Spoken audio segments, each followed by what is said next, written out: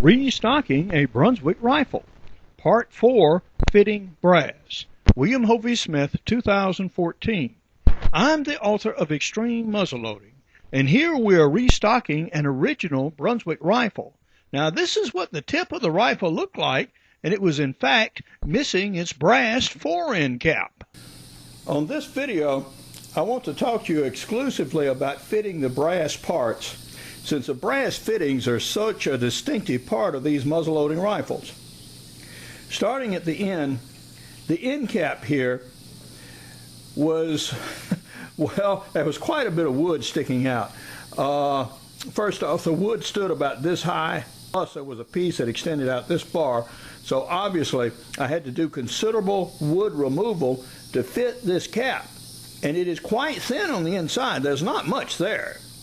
But I had reinforced the barrel channel with epoxy and epoxied it in, and we also cut a piece here with a file so that the ramrod sort of pushes up and stays put. Okay? So I think that'll work. Now, on the originals, they actually used another screw from the inside that came down into the brass. And you could put in a screw here and drill it out and take it up through the wood and fiberglass for additional reinforcement, but I don't really think it's needed. Here we have the barrel swivel. And on this gun, on the original, we actually have a retaining lug, a retaining pin. But I didn't see any need to have both of these at the front of the stock, so I did not install this, but instead re-drilled a hole here and moved the sling swivel to this end. Now we have this barrel pipe, and both of these are original pieces of brass, by the way. And here there was a little pre-inletting in the stock, but I went ahead and deepened it some more, so the bottom of this channel is actually at the bottom of the wood. And then I dug out for two lugs that extend further back and used epoxy and epoxied those in. So I think those are there to stay too. Now moving up in the gun, you'll see another barrel key here, which I just did not install on this rifle. I don't think it's necessary. Now there is an inletted slot for it, but I just didn't put it in. And moving along, we come to another ramrod pipe. Again, this has a retaining lug that extends up into the stock, and I excavated for that and then did epoxy that in too. Now this barrel key here is differently shaped. As you see, it's a square shaped, and it does not have these two screws. You see both kinds on these Nepalese rifles, and this is a more difficult one to put in because it had two long brass prongs that extended down into the stock itself. So this made inletting much more difficult. This is actually an easier job to do. Now we'll move the camera up. Now you see the lock plate retaining brass here. This has these two distinctive limbs, although mine did not on this one. On the trigger guard, the replacement trigger guard is much smaller and lighter weight than the original. And on this one, I found that the channel for the ramrod was drilled all the way back to here. So there's actually nothing to support this screw. So I'm going to go ahead and put a screw head in there and solder it to close this hole, because to put a screw here just absolutely does no good. And I used brass screws here and here instead of the original wood screws. On the butt plate, we used quite a bit of filler and epoxy here to fill this gap. And this is standing up a bit proud over the stock, and all this will be dressed down with files.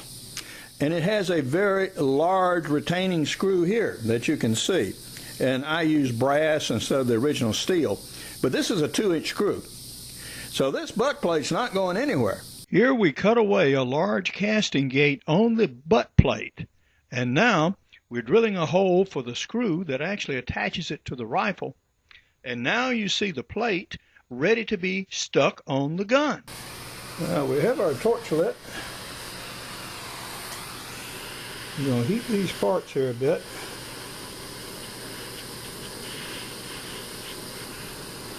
We want to make sure we get a good hot bed here before we start sticking the solder to it. All right, that's certainly hot enough. Okay.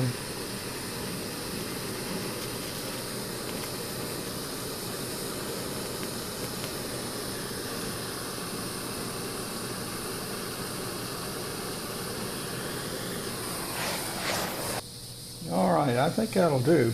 We'll cut this off and then grind it down. One thing that a lot of people do not know when they start working on a muzzle-loading gun for the first time is that on your brass parts, you actually file these. That's how you get this, well, hairline fit. Otherwise, you just can't make it. So I am proceeding to press down the top of this butt plate, as you see, with this coarse file. And we're going to continue for a while until we get down to where there's more or less brush. So now, after about, I guess 15 minutes, we've got the top of that dressed down to the surface of the wood. Now it's still badly scratched, but that will come out as we do finer and finer sanding on the wood. So now we're going to go around the gun and, well, round off our screws and that sort of stuff so that we have some smoother surfaces to work with before we start the sanding operation. We now have our brass parts repaired, like a trigger plate here and the trigger guard, fitted to the wood, as in this butt plate. Yeah. And also the guards for the barrel wedges. So we're now ready to do the stock sanding, and during the process of sanding we'll actually polish these and get these ready, and then for final finishing. So yeah, about the brass work, we're about done. But now, this is Hovey Smith, reminding you to hunt what you eat and eat what you hunt. Be legal, be ethical, be safe. Goodbye, God bless, and see you next time. And yeah, that's me. I'm the author of prize-winning books like Extreme Muzzleloading, Backyard Deer Hunting, Crossbow Hunting, and also Practical Bow Fishing, which are available as softcover and e-books. I have an 8-book e-book series out for 2013-14 and one on building or restoring your own muzzleloader, which will talk about these guns.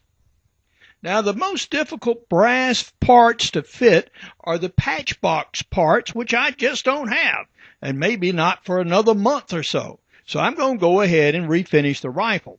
Now, you can get these parts from the rifle shopping. For more information on my books, blogs, and videos, go to my website, www.hoveysmith.com. Good hunting and good eating from the outdoors. Goodbye and God bless.